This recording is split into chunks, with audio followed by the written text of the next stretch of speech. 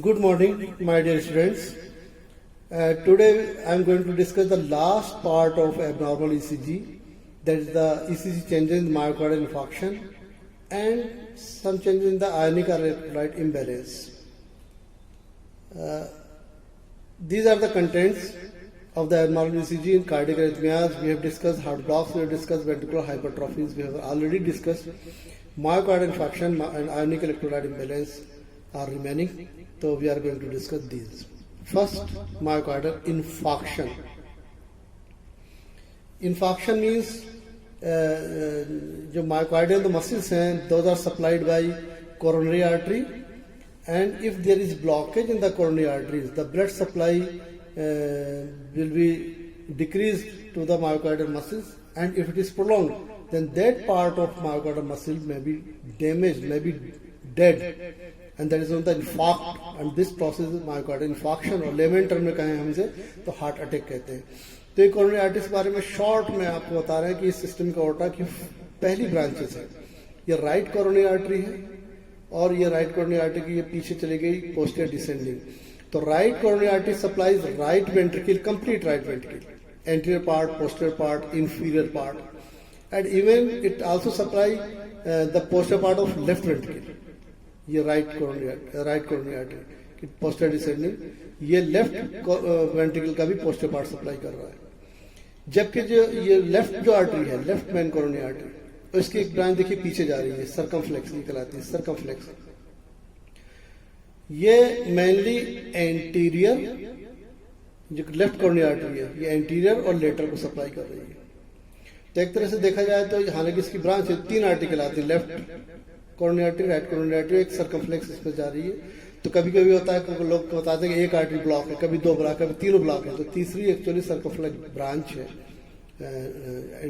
ये left coronary artery की. तो राइट जो है एक्चुअली डोमिनेंट होता है. 50% पेशेंट में राइट मेन सप्लाई करती है, 50% पर्सन्स में, नॉट पेशेंट, 50% पर्सन्स में right coronary arteries dominant, 20% persons में लेफ्ट कोरोनरी आर्टरीज डोमिनेंट, और जो बचे 30% में ऑलमोस्ट दोनों इक्वली सप्लाई कर रहे हैं हार्ट को. तो this is the basis of myocardial infarction. Its ECG changes. When the blood supply to a part of myocardium is interrupted due to coronary artery occlusion, यानी coronary artery ब्लॉक हो रही है किसी भी वजह से, एथेरोस्क्लेरोसिस हो सकती है, स्पेज्म हो सकता है, किसी वजह से, देन मायोकार्डियल इस्कीमिया का, ischemia means less blood supply, तो एंजाइना हो सकता है. But if it occurs for the prolong period, it may lead to irreversible changes and death of the muscle cells, and that is infarct, and this disorder is known as the myocardial infarction. और ये बहुत ज़्यादा common है आजकल world में, और जो death, it is one of the most important cause of the death. ECG is very useful for diagnosing and locating the areas of infarction. कहाँ पर infarction हुआ, एंटीरियर वाल्व में, पोस्टीरियर वाल्व में या इंफीरियर वाल्व में, हम ECG से diagnose कर सकते हैं. The electrical events and ECG changes are complex, बहुत ज़्यादा कॉम्प्लेक्स है, ये इतना आसान नहीं है. तो यहाँ पर हमने ओनली ब्रीफ रिव्यू हमने यहाँ पे आपको बताया है, otherwise it is very very complicated. लेकिन इसको थोड़ा जितनी सिंप्लीफाई कर सकता हूँ वो मैंने किया है. तो थोड़ा सा लीड्स के बारे में देख लीजिए. ये आयंथ्रांस ट्रायंगल है, भाई इसको समझ लें. ये लीड 1, ये लीड 2 और ये लीड 3 स्टैंडर्ड बाइपोलर लीड्स है. ये ऑगमेंटेड यूनिपोलर AVR, AVL और AVF, और ये यूनिपोलर चेस्ट लीड्स या प्रीकॉर्डियल लीड्स है. V1 V2 राइट साइड में, V3 V4 ऑलमोस्ट सेंटर में जो इंटरवेंट्रिकुलर सेप्टम से करेस्पॉन्ड करती है, V5 V6 लेफ्ट साइड में, लेटरल साइड में आ गया. तो बहुत आसान सा फार्मूला है, इसको समझने के लिए आपको रटने की जरूरत पड़ेगी कि किस लीड में चेंजेस आ रहे हैं. आप बिल्कुल ना रटिए, इन लीड्स को आप अलग कर लीजिए. ये इतना पोर्शन AVR और ये V1 से V6, AVL और 1 लीड 1, ये अलग कर लीजिए, इतना पोर्शन. और ये लीड 2 और 3 और AVF, इसको अलग कर लीजिए. तो एक तरह से ये रेसिप्रोकल लीड्स हो गई दोनों, ये अलग लीड्स हो गई, ये पूरा एंटीरियर पार्ट को शो कर रहा है, लेटरल पार्ट को शो कर रहा है एंटीरियर पार्ट। तो ये 2-3 AVF ये इंफीरियर एस्पेक्ट ऑफ हार्ट को शो कर रहा है।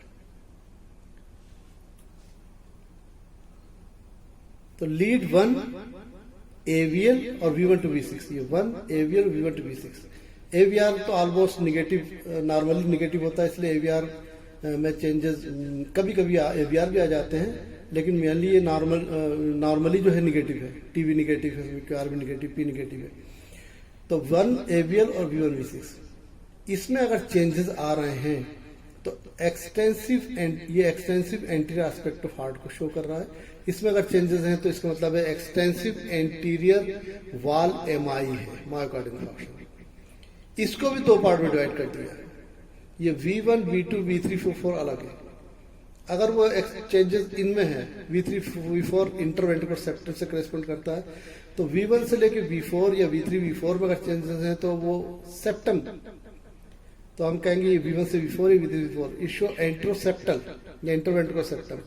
तो हम इसमें अगर चेंज आ रहा है तो हम कहेंगे एंटीरोसेप्टल MI है, एंट्रोसेप्टल। और बाकी जो बचा 5, 6 V5, V6 AVL और ये 1, ये लेटरल पार्ट को कर रहा है, एंटीरियर लेटरल पार्ट। इसमें अगर चेंजेस हैं तो हम कहेंगे एंट्रोलेटरल MI, इसमें कहेंगे तो एंट्रोसेप्टल MI, और सब में है तो एक्सटेंसिव एंट्री वाले MI। और ये मेन चेंजेस अगर 2-3 और AVF में आ गए तो हम कहेंगे इंफीरियर वाला एस्पेक्ट है, तो इंफीरियर वाले MI है। बस इतना याद रखना है। तो leads 1 AVL V1 V6 extensive anterior aspect, इसमें एक्सटेंसिव एंट्री वाला MI हो जाएगा, इसमें चेंजेस होंगे। 1 AVL और V5 V6 शुरू के चेस्ट छोड़ दी। इट शोज एंट्रोलेटरल एस्पेक्ट, इसमें अगर चेंजेस हैं तो एंट्रोलेटरल वाल MI हो जाएगा। V1 से V4 है, अगर इसमें चेंजेस हैं तो एंट्रोसेप्टल MI हो जाएगा। 2-3 और AVF में है तो ये इंफीरियर एस्पेक्ट है, तो इंफीरियर वाल MI हो जाएगा। एक पोस्टर वाल भी होती है, वो अभी हम इस वक्त डिस्कस नहीं कर रहे। तो whatever changes occur in the leads of anterior aspect of heart, यहाँ पर जो भी चेंजेस यहाँ पे आ रहे हैं उसके opposite changes, reverse changes occur in reciprocal leads, यानी ये रेसिप्रोकल लीड्स 2-3 AVF। भाई सिंपल सा फार्मूला है, और ये क्या, ये आपके सामने है। चेंजेस क्या है, देखिए नॉर्मल है, P तो इसमें शो नहीं हो रही, ये Q होता है, बहुत ही स्मॉल है, इसमें दिख भी नहीं रहा है एक तरह देखा जाए तो, कभी कभी Q दिखता भी नहीं है। ये R है और ये S है, और ये T नॉर्मल, P इसमें आया नहीं है, ये नॉर्मल है। चेंजेस क्या आ सकते हैं, मेन चेंजेस ये है ST सेगमेंट एलिवेशन। ये ST सेगमेंट आइसो इलेक्ट्रिक है, इसके ऊपर पॉजिटिव, इसके नीचे निगेटिव, तो ये आइसो इलेक्ट्रिक लाइन है। ST सेगमेंट एलिवेशन अगर ऊपर को एलिवेट कर जाए तो ये देखिए ST सेगमेंट एलिवेट कर गया, ये नॉर्मली यहाँ होता है, यह एलिवेट कर गया। Q बिकम डीप, यहाँ Q हैवी नहीं, लेकिन यहाँ पे देखिए Q वेव अपियर हो गई, Q डीप हो जाए, और T वेव जो ये पॉजिटिव है ये इन्वर्जन हो जाए। ये 3 चेंजेस आप याद रख लीजिए, ST elevation, Q wave deepening, T wave inversion. यानी इस तरह का डायग्राम अगर आपको कभी भी इस चीज में दिखाई पड़े तो मायोकार्डियल इंफार्क्शन शो हो रहा है। अब दूसरा चेंजेस है इसका अपोजिट, ST सेगमेंट डिप्रेशन। कुछ लीड्स में ST डिप्रेशन आएगा, कुछ लीड्स में ये तीनों चेंजेस आएंगे। तो किस किस लीड में हम ऑलरेडी आपको बता चुके हैं कि अगर ऊपर की लीड्स हैं इसमें ये 3 चेंजेस आ रहे हैं, लीड 1 AVL और ये V1 V6, इसमें ये 3 चेंजेस आ रहे हैं। और 2-3 AVF के रेसिप्रोकल लीड से इसमें ये चेंज आ रहा है, तो ये एंटीरियर वॉल MI हो जाएगा, एंटीरियर वॉल MI। बिल्कुल इसका अपोजिट 2-3 AVF में, ये 2-3 AVF में अगर ये मेन 3 चेंजेस आ गए 2-3 AVF में, और इसके रेसिप्रोकल लीड्स में 1 AVL V1 V6 में, इसमें अगर ये चेंज आ गए तो ये इंफीरियर वाल MI हो जाएगा। तो बहुत सिंपल है, एंटीरियर वाल MI, इंफीरियर वाल MI। पोस्टीरियर वाल की अभी हम बात नहीं कर रहे हैं।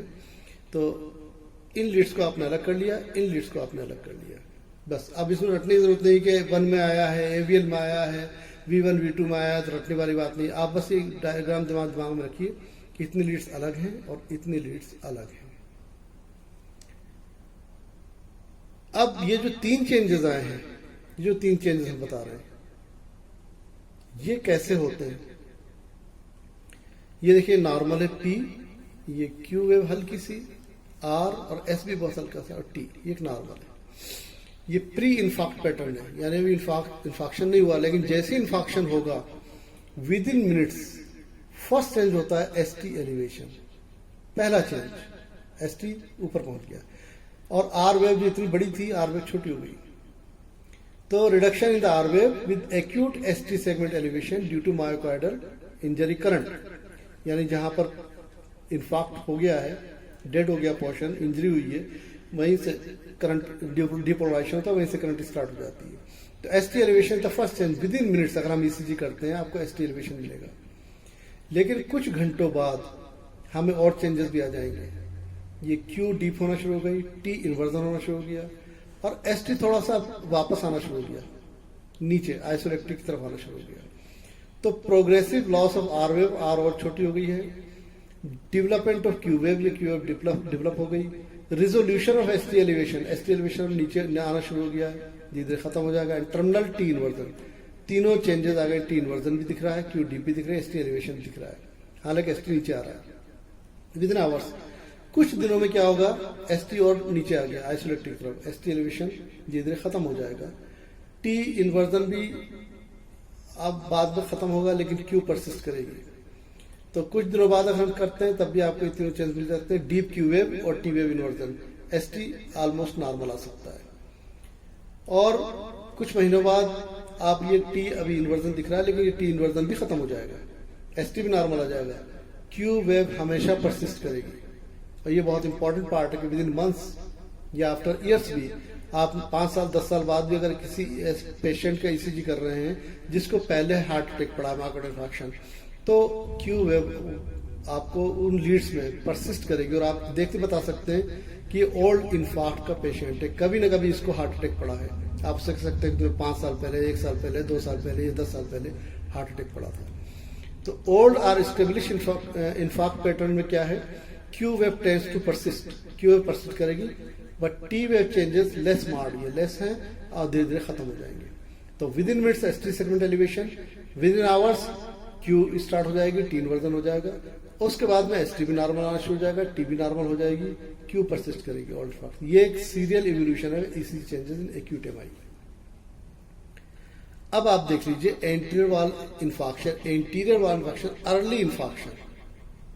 अर्ली इन्फार्क्शन में फर्स्ट चेंज क्या हमने बताया था, एसटी सेगमेंट एलिवेट किया है, टी वेव अभी इन्वर्ट नहीं हुई है, हमने क्रॉस लगा दिया है, क्यू वेव डीपनिंग होना चाहिए लेकिन अभी नहीं हुई है, क्यों अर्ली है तो एलिवेटेड एसटी सेगमेंट मिलेगा बस, किसमें, 1 AVL V5 V6 में, या 1 AVL V5 V6।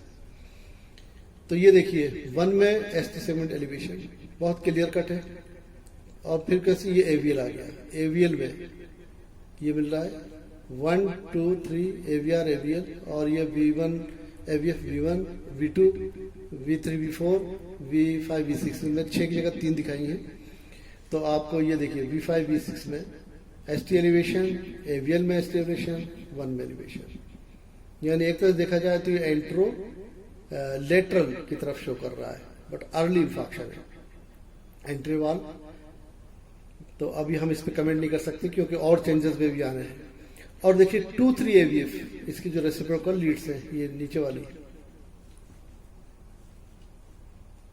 2-3 AVF, इसमें टी इन्वर्जन देखिए, 2 में हल्का सा एसटी इन्वर्जन मिल रहा है, 3 में भी आप देखिए इन्वर्जन ऐसे करके नीचे को आ गया, और AVF ये रहा, इसमें भी इन्वर्जन। तो 2-3 AVF में एसटी इन्वर्जन और ST elevation 1 AVL V5 V6 में दिख रहा है। अब रिसेंट इन्फार्क्शन, थोड़े दिनों बाद क्या हुआ, अब तीनों चेंजेस आ गए, ये देखिए क्यू भी अपियर हो गई, Q deep, ST elevation, T inversion, तीनों चेंजेस बहुत, इस तरह का डायग्राम आपको कभी दिखाई पड़ जाए तो एमआई है, और कुछ लीड्स में है तो आप बता सकते हैं इंटीरियर है वाल है, कुछ लीड्स में इंफीरियर वाल। तो तीनों चेंजेस आ गए, elevated ST segment, T wave deeply inverted और क्यू वेव डीपनिंग, किस किस में 1 में दिख रहा है, फिर उसके बाद ये AVL में दिखेगा, AVL में दिख रहा है, और V5 इसमें भी देखिए क्यू डीप एसटी एलिवेशन, और V6 में भी दिख रहा है, और ये देखिए इसमें V2 में भी टी इन्वर्जन आ गया, इसलिए हमने कहा कि एंट्रोलेटरल हम कह नहीं सकते, ये एंटीरियर वाल ही है, एक्सटेंसिव एंट्री वाल है, क्योंकि इसमें भी टी इन्वर्जन आ गया, चेंजेस होना शुरू हो गए इसके अंदर भी। और 2-3 AVF में एसटी डिप्रेशन ये अभी भी डिप्रेशन देखिए, एसटी डिप्रेशन 2 में है, 3 में एसटी डिप्रेशन है, और ये एवीएफ आ गया, एवीएफ में डिप्रेशन है। तो ये रिसेंट इंफॉक्शन है।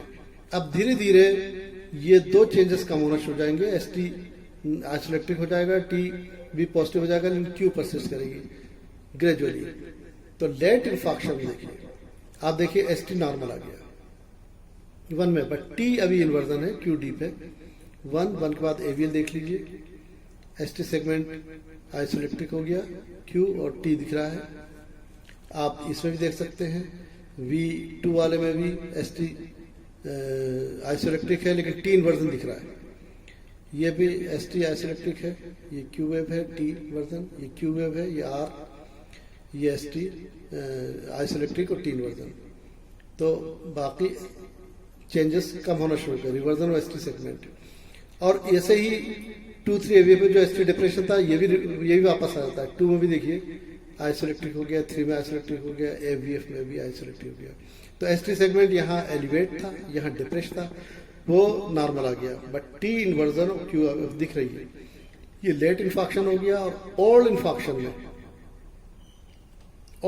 में टी भी देखिए नॉर्मल आ गया है, एसटी भी नॉर्मल आ गया है, लेकिन क्यू परसिस्ट कर रही है।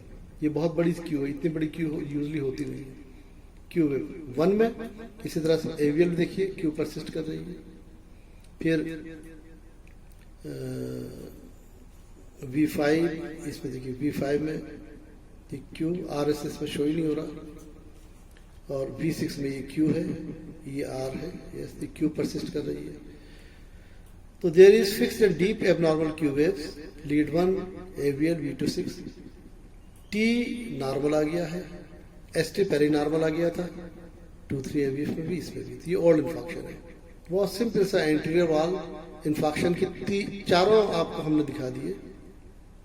अर्ली इंफॉक्शन जिसमें एसटी एलिवेशन हुआ है उसमें, और कुछ लीड्स में एसटी डिप्रेशन हुआ है। रिसेंट में एसटी एलिवेशन के साथ साथ क्यू और टी इन्वर्जन भी आ गया।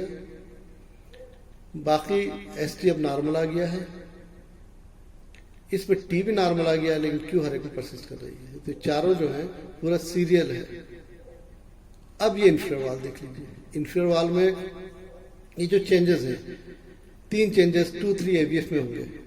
ये वाला 2-3 AVF, इसमें 2-3 AVF, 3 चेंजेस। लेकिन अभी आप देखिए पहला चेंज आया एसटी एलिवेशन। ये देखिए, अब ये ऐसी वाली जो फिगर इसमें मिल रही 2 में, 3 में भी मिल रही, 2-3, और आप ये देखिए AVF में मिल रही है 2-3 AVF में एलिवेटेड एसटी सेगमेंट। बाकी तो दोनों चेंजेस नहीं आए, बिकॉज इट इज अर्ली इंफॉक्शन। लेकिन जो और है 1 AVR AVL V, सब में, इवन AVR में भी आ गया, एसटी डिप्रेशन आ रहा है। तो ये ऊपर की जो लीड्स है इसमें डिप्रेशन आ रहा है। ये देखिए कितना अच्छा डिप्रेशन दिख रहा है, 1 में डिप्रेशन दिख रहा है, इवन AVR में भी दिख रहा है, AVL में दिख रहा है। और ये जो चेस्ट लीड्स हैं, ये इसमें दिख रहा है, यहाँ भी दिख रहा है, यहाँ भी दिख रहा है। तो ये अर्ली इंफॉक्शन इंफीरियर वॉल का है। और उसके बाद में और चेंजेस आना शुरू हो जाएंगे। ये देखिए अब रिसेंट इंफॉक्शन में तीनों आ गए, क्यू डीप, एसटी एलिवेशन और टी इनवर्स, किसमें 2 में, 3 में, AVF में। 2 में आ गया, 3 में भी देखिए Q wave, ST elevation, T inversion और AVF। ये रहा AVF, Q deep, ST elevation, T inversion. और बाकी सब में 1 AVL AVR चेस्ट लीड्स में सब में एसटी डिप्रेशन। ये एसटी डिप्रेशन 1 में, फिर 1 के बाद AVR में थोड़ा सा है, AVL में देखिए डिप्रेशन। और जो प्रिकार्डियल लीड्स हैं V1 V2 V3 V4, और ये शो रही V5 V6। लेट इंफॉक्शन में अब सब नॉर्मल आ जाएगा, लेकिन ये डीप क्यू परसिस्ट करेगी 2-3 AVF में। अब ये देखिए एसटी सेगमेंट हर एक में नॉर्मल आ गया, जो डिप्रेशन वाले थे उसमें भी और जो एलिवेशन थे उसमें भी। टी अभी परसिस्ट कर रहा है, बाद में ये भी गायब हो जाएगा, लेकिन क्यू देखिए क्यू परसिस्ट कर रही है 2-3 और AVF। ये इस पर टी भी परसिस्ट कर रहा है। कुछ दिनों के बाद में ये टी भी खत्म हो जाएगा, लेकिन क्यू लाइफ लॉन्ग परसिस्ट करती रहेगी। और एसटी सब में नॉर्मल आ चुका है। तो इंफीरियर वाले में आई। अब वो एंटीरियर वाले एम आई, इंफीरियर वाले एम आई ये हमने शो कर दिए। अब एंटीरियर वाले एम आई में 1 AVL V1 to V6, अगर सब में चेंजेस तो एक्सटेंसिव एंटीरियर वाले एम आई है, लेकिन ये चेंजेस 1 AVL और V5 V6 में है खाली, V1 से V4 छोड़ दीजिए, यानी 1 AVL और इतने वाले पोर्शन V5 V6 में, तो ये लेटरल और एंटीरियर वाला पार्ट है, तो ये एंट्रोलेटरल वाले एम आई कहलाएगी। और ये तो मिलेंगे ही, ये तो सब में मिलेंगे। और अगर ये चेंजेस तीनों खाली V1 से V4 यहाँ मिल रहे हैं, तो V3 V4 एक एंटरवेंट्रिकुलर सेप्टम किसे करेस्पॉन्ड करता है, तो V1 to V4 मिल रहे हैं, तो ये एंट्रोसेप्टल वाले एम आई कहलाएगा। तो आपके सामने कभी एंट्रोसेप्टल आ जाता है, कभी एंट्रोलेटरल आ जाता है, तो और कभी एक्सटेंसिव एंट्री वाले एम आई। सब में तो एक्सटेंसिव एंट्रोवाल, इसमें तो एंट्रोलेटरल, इसमें तो एंट्रोसेप्टल, और रिवर्स चेंजेस हैं तो इंफीरियर वाल। तो ये चीज आपको हमें और बतानी थी बस। अब रह गया पोस्टीरियर वाल। तो देखिए एंट्री वाल हम लोग डिस्कस कर लिया, एंट्रोसेप्टल भी, एंट्रोलेटरल भी, एक्सटेंसिव एंट्री वाल भी, इंफीरियर वाल डिस्कस कर लिया। पोस्टीरियर वाल एक्चुअली बैक साइड में जा रही है, हार्ट के बैक साइड में, उसमें दरअसल वो लीड्स होती नहीं, इसलिए वो थोड़ा मुश्किल होता है। The true posterior wall M I rarely occurs and is difficult to diagnose. Usually it occurs along with the inferior wall MI, दोनों साथ साथ होते हैं। inferior wall MI और posterior wall यूजली दोनों साथ साथ होते हैं because of the same blood supply by the posterior descending branch of right coronary artery। ये inferior wall को सप्लाई कर रही है, posterior wall को, दोनों एक साथ ही होते हैं। ट्रू posterior wall बहुत रेयरली होता है, और लेफ्ट coronary artery वो entry wall करती है, राइट coronary artery की descending branch है। तो लेकिन अगर हम इसको करना भी चाहें तो हमें कुछ लीड्स और बनानी पड़ेंगी पोस्टीरियर साइड में। आजकल जो इलेक्ट्रोग्राफ मशीन है इसमें V1, V2, V3, V4, V5, V6 तो है। जैसे V4 था mid clavicular line, fifth intercostal, V5 था एंटीरियर एक्सिलरी लाइन पर, V6 था मिड एक्सिलरी लाइन पर। अब एक और हमने रख दी V7 पोस्टीरियर एक्सिलरी लाइन, और उसके पीछे भी चले गए V7, V8, V9, V10, इसके भी पीछे चले जा रहे हैं, बैक में चले जा रहे हैं। तो वो लीड बन सकती है V7, V8, V9, V10, उनमें अगर चेंजेस आ रहे हैं तो पोस्टीरियर वाले अगर हैं तो उसमें चेंजेस आ जाएंगे। तो पोस्टीरियर वाले में अगर चेंजेस क्या आते हैं, V7, V8, V9 में चेंजेस आते हैं, ये तीन changes.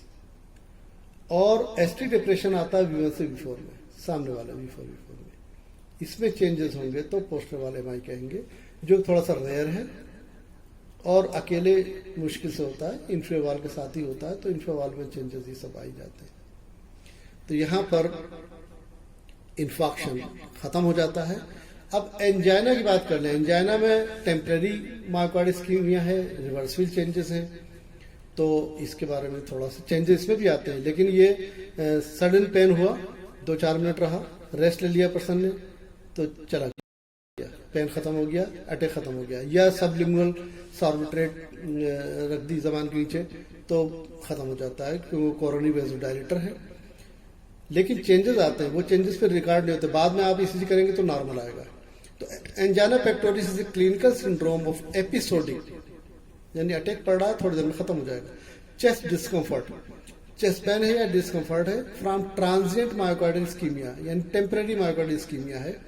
It occurs due to imbalance between myocardial oxygen demand and supply, mainly due to coronary atherosclerosis. Coronary atherosclerosis है तो ब्लड कम पहुंच पा रहा है, ऑक्सीजन कम पहुंच पा रही, सप्लाई कम है और डिमांड ज्यादा है। अगर वो एक्सरसाइज कर रहा है या सीढ़ियां चढ़ रहा है, सीढ़ियां उतर रहा है, तो दोनों में इम्बैलेंस हो गया, उतनी ऑक्सीजन मिल नहीं पा रही, अटैक पड़ जाएगा और पेन प्रोड्यूसिंग सब्सटेंसेस वहां पर सब्सटेंस पी वगैरह जमा हो जाएंगे और पेन स्टार्ट हो जाएगा, चेस्ट पेन।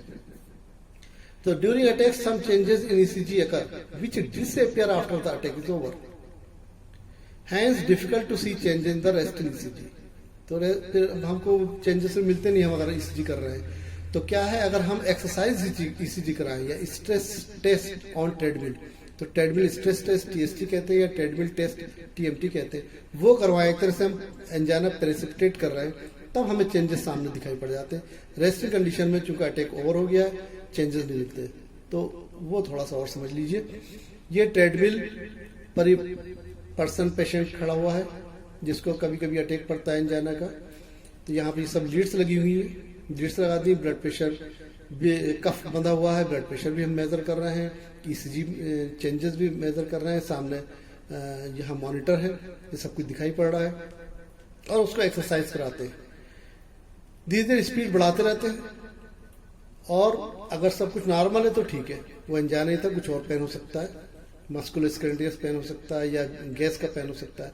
लेकिन अगर चेंजेस आ गए तो एंजाइना है, और उसमें 3 चेंजेस आने का रहता है एंजाइना में, वो डायग्नोस्टिक है, और उस वक्त हम ट्रेडमिल स्टॉप कर देंगे। वो 3 चेंजेस क्या है?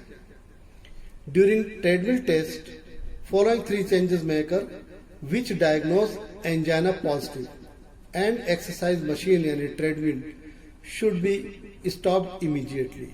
चेंजेस क्या है? नंबर 1 या तो हो सकता है चेस्ट पेन या ब्रेथलेसनेस, सांस मुश्किल से आना शुरू हो गई, डिस्कम्फर्ट हो गया, चेस्ट पेन हो गया, स्टॉप कर दीजिए, और एंजाइना का पेन हो सकता है। या sudden fall in systolic blood pressure more than 15 millimetre mercury. क्या हुआ? जबकि एक्सरसाइज हम करते हैं तो सिस्टोलिक ब्लड प्रेशर बढ़ रहा है। नॉर्मली एडल्ट में 100 से 140 मिलीमीटर मरकरी माना जाता है, ओल्ड एज में और भी ज्यादा हो जाता है, लेकिन एक्सरसाइज कर रहे हैं तो बढ़ता है सिस्टोलिक, 150, 160, 170, 180 हो गया। और अगर सडनली फॉल कर गया 15 मीटर मरकरी से ज्यादा, यानी फॉर एग्जाम्पल अगर 180 था और सडनली 15 यानी 165 से भी नीचे आ गया, तो पॉजिटिव है, स्टॉप कर देंगे हम उस वक्त ट्रेडमिल मशीन। या तीसरा चेंज हो सकता है ईसीजी चेंज। ईसीजी नॉर्मल चल रहा है, लेकिन सडनली कुछ लीड्स में देखा कि एसटी सेगमेंट डिप्रेशन हो गया मोर देन 2 मिलीमीटर, और एसटी सेगमेंट डिप्रेशन हो गया तो भी पॉजिटिव है। या कोई एरिथमिया डेवलप हो जाए तो भी पॉजिटिव है। तो ये चेंजेस अगर आ रहे हैं तो ये एंजाइना पॉजिटिव हो जाएगा।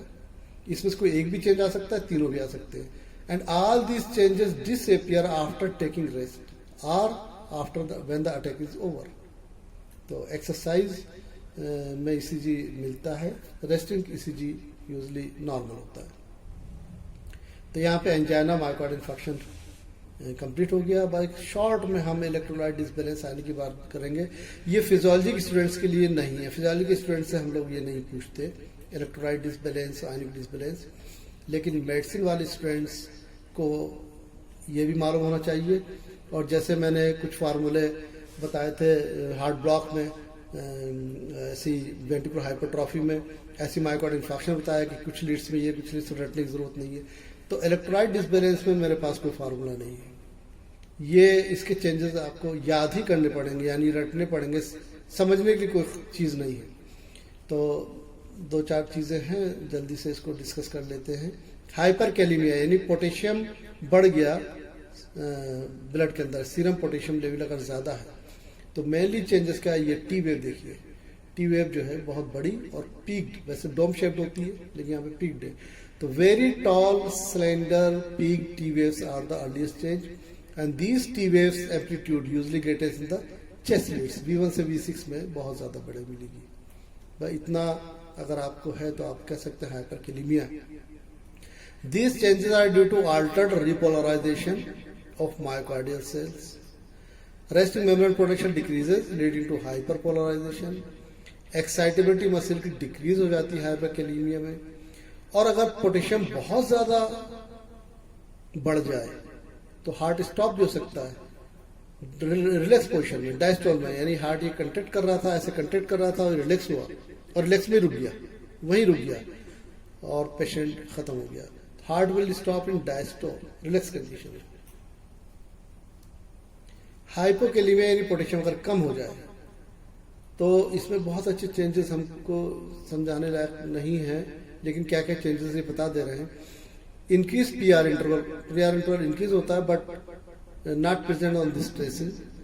एसटी सेगमेंट डिप्रेशन हो सकता है चेस्ट लीड्स में, एसटी डिप्रेशन, यहाँ पर देखिए एसटी डिप्रेशन थोड़ा सा दिखाई पड़ रहा है, V6 में भी, V5 में भी।